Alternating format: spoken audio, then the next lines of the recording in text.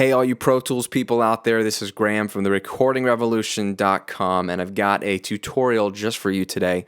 A real simple one to show you how to quickly get your plugins, mostly your EQ and compressors, set up faster in Pro Tools so you're not wasting time searching for them every single time. There's two ways to do this. What I mean is, if you've got a blank Pro Tools session that you're ready to mix, it's going to look something like this. You're going to have empty insert slots, and you don't have anything that you can process on these tracks. So this isn't like a typical console. I want you to be able to think of it like a console where you've got an EQ and a compressor right in front of you on each track, on each channel, and so you can just start tweaking knobs. You don't have to think about, okay, where do I need to plug into? What outboard compressor do I need to patch in? You can do that to get different flavors and to try things specifically, but if you just want to start EQing and compressing in Pro Tools, you got to go finding plugins, right? You got to open up an insert, go find my EQ, here's a 7-band, and now I can start EQing my kick drum. And if I want to compress that kick drum, I got to go find in my dynamics section a compressor that I want to use, right?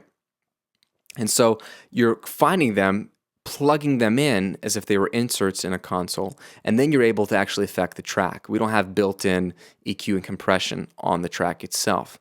Well, you don't want to do this for every single track. It's just going to waste time. And I know this is really picky, but if you want to save time, and time is money, you want to work faster on the things that are important to you, then don't do this for every single track. Instead, what you can simply do, if you've already got one of your EQs or compressors open that you like or you're going to use a lot, you can simply Option or Alt, depending if you're on Mac or PC, Option or Alt, click and drag those EQs wherever you want, So you've got them on all your drums. Same thing with a compressor. If you want compression over on your bass, you just Option or Alt, click and drag, and it doesn't move it, it just copies it to your other track. So this is going to save time, so don't re-find it if you're going to use the same EQ and compressor on most of your tracks. Another way to do this is simply to set your default plugins for EQ and compression in your Pro Tools preferences, okay? What you want to do is simply go up to the Setup menu, choose Preferences, and it's going to open up this dialog box. Make sure you flip through the tabs over to the Mixing tab,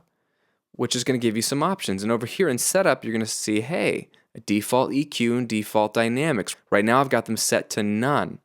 Okay? If you choose a default EQ, it's going to open up every EQ that's in your Pro Tools rig, right? So you could choose 7-band EQ. And then for default dynamics, you could have every single compressor. And I could say, hey, I really like, the ISA compressor or something. And if that's the one you use a lot, then set them here, click OK. Now, if you're going to go to, let's say, my guitar track right up here, and I want EQ and compress, I just insert, and there they are. I don't even have to go digging through my plugin menus over here. I got my 7-band, I've got my ISA compressor. Okay, so I have them as my default, and any track I'm on, they're right there at my fingertips.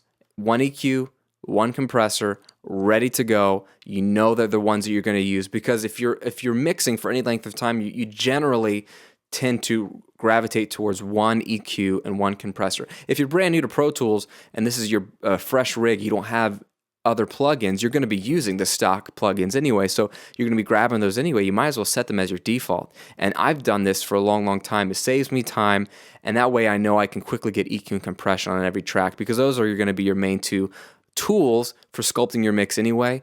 Pull them up, throw them down. Don't go hunting for the same thing you're going to pull every single time. And then if you really want to, you can Option or Alt drag them over, save time, get EQ and compression on every track, and get to work. Hope that helps you guys. Simple Pro Tools tip for you out there.